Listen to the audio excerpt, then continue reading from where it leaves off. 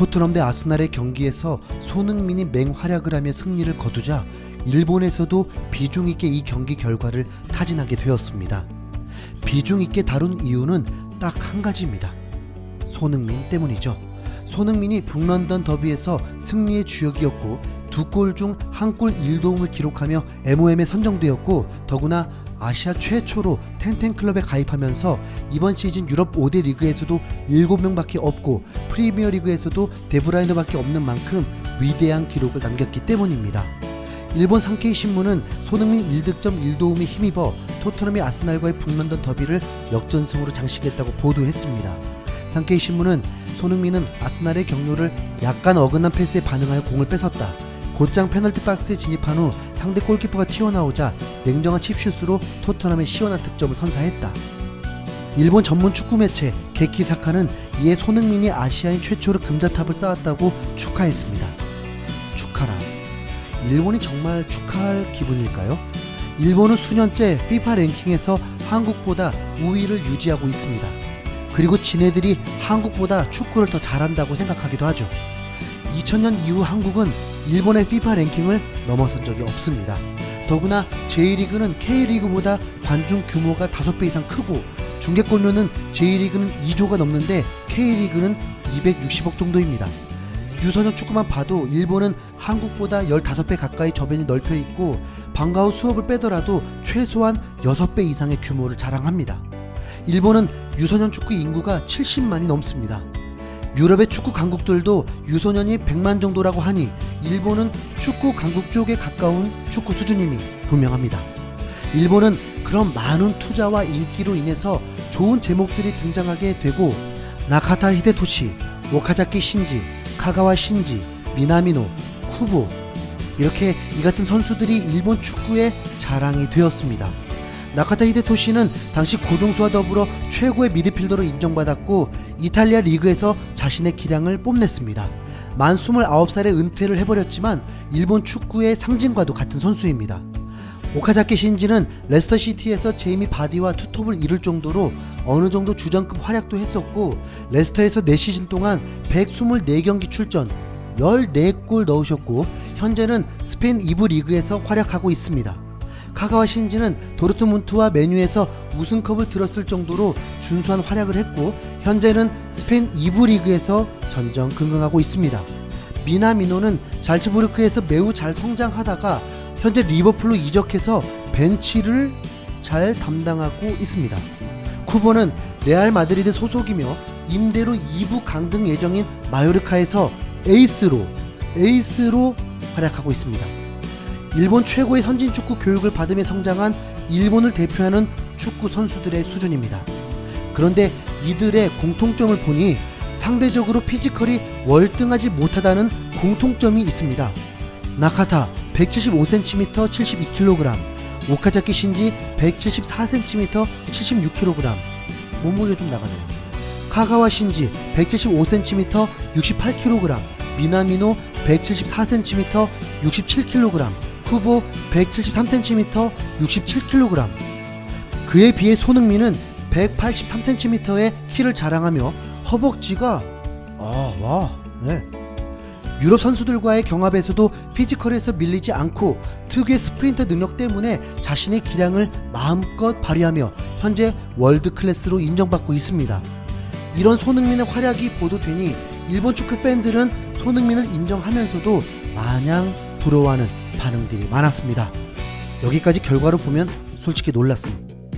한국은 싫어하지만 손흥민은 아시아에서 봐도 역대 세 손가락이 들어가는 공격수인 것은 확실하네. 우리도 더 열심히 했으면 좋겠다. 크고 빠르고 능숙해서 미안하지만 우리에겐 없네.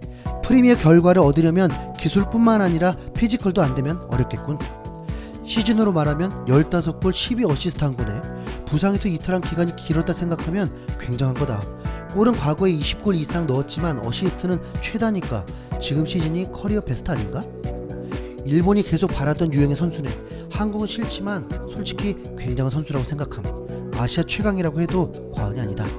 솔직하게 굉장하다. 아시아 넘버원은 손흥민이지.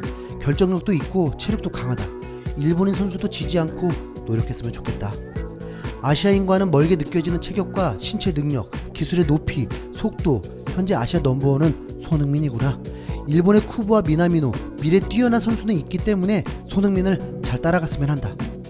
역대 아시아인 중에서 가장 역동적인 플레이를 하는군. 일본은 무리지. 분하긴 하지만 쿠보군의 메시와 되기를 바람. 확실히 아시아 넘버원 공격자네. 계속 토트넘에서 뛰고 있지만 더 강한 팀에서 오퍼 오지 않나 싶음. 분데스 때 이 한국인은 좋은 선수다라고 생각했던 기억이 있었는데 당시는 슬럼프였지만 여기까지 대성할 줄이야. 마음에 들진 않지만 사실로 받아들이지 않으면 이웃나라와 같게 되어버린다. 굉장하다. 엄청 크고 강하고 빠르다. 우리도 이 계통의 포워드가 나왔으면 좋겠다. 프리미어에서 대성공한 일본인은 아직 없어. 박지성과 손흥민, 역시 피지컬이 강한 한국은 우리보다 유리하게 작용하네. 피지컬 면에서 프리미어 선수와 정면으로 승부할 수 있다는 것은 아시아인 중에서는 거의 없는 타입. 우리는 민첩성 높은 선수는 잘 나오지만 이 유형은 별로 없기 때문에 누군가 나와줬으면 한다. 한국 선수로 유일하게 우리가 원하는 선수, 그렇게 생각한 선수가 홍명보, 박지성에 이어 세 번째. 물론 손흥민은 대단함. 다만 일본은 앞으로 손흥민을 뛰어넘을 쿠보가 있다. 솔직히 잠재력으로 말하면 아시아 역대 최고의 선수이다. 아직 28살이니까 앞으로 2, 3년은 이 수준에서 할 수 있다고 생각함. 아시아인 최초의 헤트트릭을 가질 수 있어서 좋았다. 우리도 이런 센터포드가 있었으면 좋겠다. 한국은 싫지만 부럽다. 손흥민은 아시아 넘버원이야. 일본인도 그건 인정. 훌륭한 선수. 박지성의 프리미어에서도 열심히 최고 라인에서 활약하고 있는 손흥민 같은 선수는 일본에서 나오고 있나?